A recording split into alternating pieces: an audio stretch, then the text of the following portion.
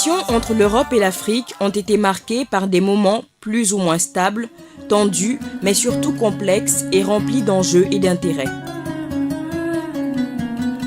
Les accords commerciaux tels que les APE, les accords de partenariat économique entre l'Afrique et l'Union européenne, conçus dans une optique commerciale et d'ouverture de marchés africains aux produits européens, sont inscrits dans cette logique. Cette situation explique la vive opposition des organisations de la société civile qui ont apporté une résistance depuis le début des négociations en 2002. L'une de ces organisations de la société civile, c'est ENDA-CACID, le Centre africain pour le commerce, l'intégration et le développement. ENDA-CACID est une organisation membre du réseau ENDA Tiers-Monde qui bénéficie du label et de l'accord de siège avec le gouvernement du Sénégal. Elle a commencé ses activités en tant qu'association autonome en juillet 2012 suite à la transformation du programme commerce d'ENDA Tiers-Monde. Depuis sa création, l'ONG œuvre au rapprochement des peuples en vue de favoriser la stabilité économique des pays et le développement de la région CEDEAO. ENDA-CACID a joué un rôle éminemment prépondérant et important dans le cadre de la lutte et du combat que nous menons au profit des communautés et des populations pour une sensibilisation, une plus grande conscientisation par rapport aux enjeux et aux défis mondiaux, notamment liés à la globalisation, liés au commerce, liés aux accords de partenariat économique plus précisément. Avec une expérience portée par une équipe, le centre s'est positionné comme le principal leader en matière de ressources et d'expertise sur le commerce et l'intégration. Il constitue également un porte-parole de la société civile ouest-africaine dans les espaces de production des règles de la gouvernance économique internationale et représente l'une des principales animatrices à l'échelle du continent dans le suivi des négociations commerciales internationales. Ce centre constitue une référence sur les questions de politique commerciale, de négociation commerciale, sur les questions de politique d'intégration et sur le rôle de la société civile dans les différents processus de négociation commerciale, aussi bien au niveau multilatéral qu'au niveau bilatéral. ENDA-CACID, c'est une idée qui est devenue une réalité. Et c'est le processus aussi de capitalisation d'un travail mené depuis plusieurs années par ENDA. ENDA-CACID a toujours joué un rôle leader pour susciter la réflexion sur différents enjeux, mais aussi mettre sur table des nouvelles problématiques.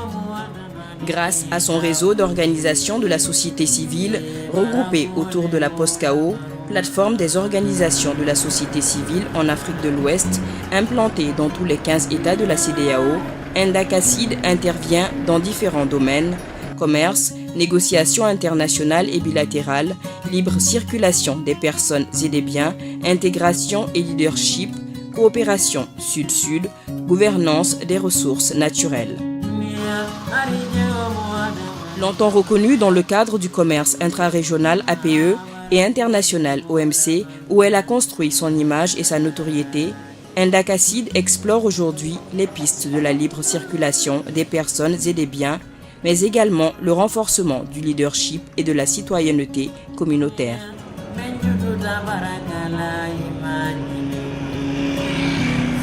L'installation de la première maison des citoyens de la CEDEAO en août 2015 à Ziguinchor, au sud du Sénégal, est une étape majeure dans ce processus.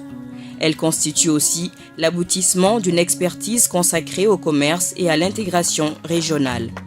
Mieux, elle traduit en actes la vision 2020 des chefs d'État et de gouvernement adoptée en 2013, qui est de passer d'une CEDEAO des États à une CEDEAO des peuples. À partir du moment où les chefs d'État de l'Afrique de l'Ouest ont décidé de passer de la CEDEAO des États à la CEDEAO des peuples et de bâtir une vraie communauté de citoyens au niveau de l'Afrique de l'Ouest, nous avons estimé qu'il était important qu'en tant qu'acteurs de la société civile régionale, nous apportions notre contribution à ce que les chefs d'État veulent faire. L'idée nous est donc venue de créer la Maison des citoyens de la CEDEAO. L'inauguration de la Maison des citoyens de la CEDEAO, qui est un moment symbolique très fort, qui peut déboucher sur une réalisation, une réponse concrète, n'est-ce pas, aux besoins des populations, des opérateurs économiques dans les domaines notamment de la facilitation des échanges dans cette région composée du Sénégal, de la Gambie et de la Guinée-Bissau.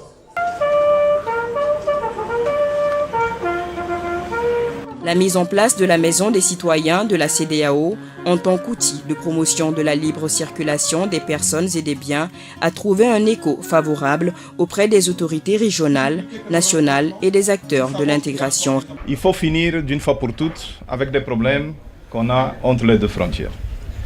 Je pense que cet acte est très important. Au niveau de la Guinée-Bissau, on va faire tout un effort pour qu'on ait effectivement une maison comme ça. On va la faire, je ne sais pas, ici à San Domingos. Donc, c'est un exemple pour nous. Je crois que c'est une très bonne expérience qu'il faut dynamiser.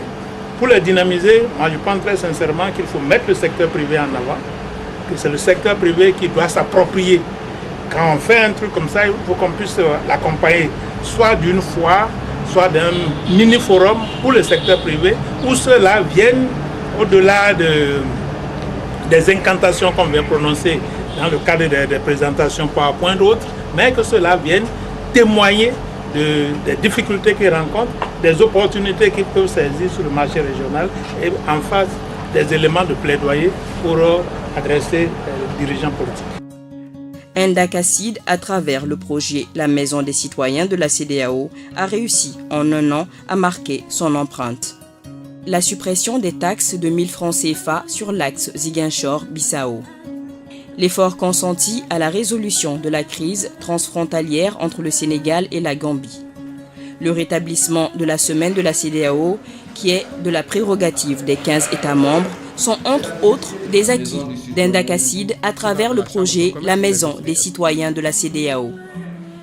Cette semaine est une aubaine dans cette politique d'intégration que nous voulons, surtout entre les trois pays, parce que moi c'est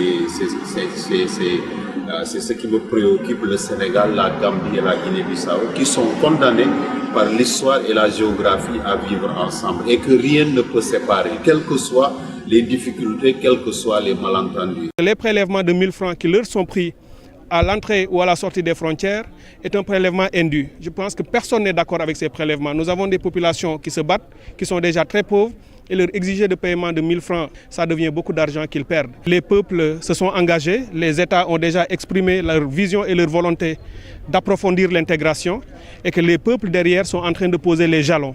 Ce que nous sommes en train de faire ici, c'est déjà dévoiler ce tableau que nous avons posé ici grâce à la contribution et l'engagement de la commune de Boutoupa Kamarokonda qui nous a facilité. Et en le faisant, la commune veut montrer effectivement qu'il y a des droits conférés aux citoyens de la CEDEAO et que ce sont les collectivités locales à la base qui peuvent aider les États à mettre en œuvre et à faire respecter ces droits conférés aux citoyens. Pour atteindre ces objectifs à mi-parcours, Enda Kassid a activé des leviers sur le terrain, comme la visite de corridors à travers des caravanes de sensibilisation. Nous marcherons ensemble, nous franchirons ensemble la frontière pour dire au peuple du Sénégal, de la Guinée-Bissau et de la Gambie que les États ont acté cette libre circulation des personnes et des biens. Il faudrait également que les populations l'acceptent, l'entérinent et justement l'appliquent pour le bien-être des populations. Les politiques ont été adoptées. Il faut juste les appliquer. Nous ne sommes pas là pour dire aux autorités il ne faut pas contrôler, il faut contrôler, mais juste un contrôle de routine. Avec ma pièce d'identité valide, j'ai le droit de traverser la frontière et d'être de l'autre côté, sans payer 1000 francs. Avec un produit originaire de la CEDEAO, j'ai le droit d'aller le vendre en Gambie sans pour autant payer des taxes. Renforcer la citoyenneté communautaire et inculquer la notion d'appartenance à une région commune qu'est la CEDEAO dès les premiers pas, la Maison des citoyens de la CEDEAO s'est évertuée à réussir ce pari. Quels sont les organes de la CEDEAO? Elle a aussi pour but d'initier les écoliers, les élèves et les jeunes à devenir des leaders de l'intégration africaine en général et ouest-africaine en particulier. La participation pour la première fois des enfants de la CEDEAO à un défilé militaire et des sessions de formation régulières sur les textes et protocoles de la CEDEAO sont entre autres moyens pour conscientiser les jeunes à conduire la région et le continent vers l'objectif vieux de plusieurs générations, une intégration des peuples, des États et des économies. Installer la CEDEAO dans le quotidien des citoyens, la semaine de la CEDEAO ressuscitée par Enda Casside poursuit un tel projet à travers la maison des citoyens de la CEDEAO et cela passe également par le sport. Un grand tournoi de football a été institutionnalisé pour ainsi rapprocher les peuples et impliquer la jeunesse.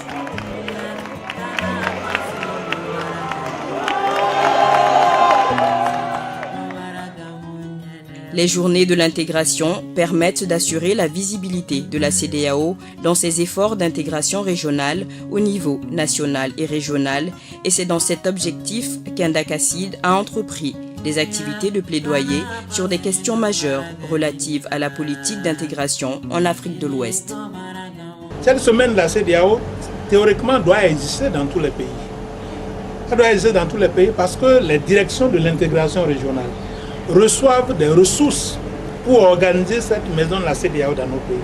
Donc je pense quand même qu'avec l'expérience de la maison des citoyens et de cette semaine de l'intégration qui est organisée par Enda, on va amener au moins les directions nationales de l'intégration régionale dans tous les pays à utiliser plus rationnellement ces ressources qui sont des ressources souveraines.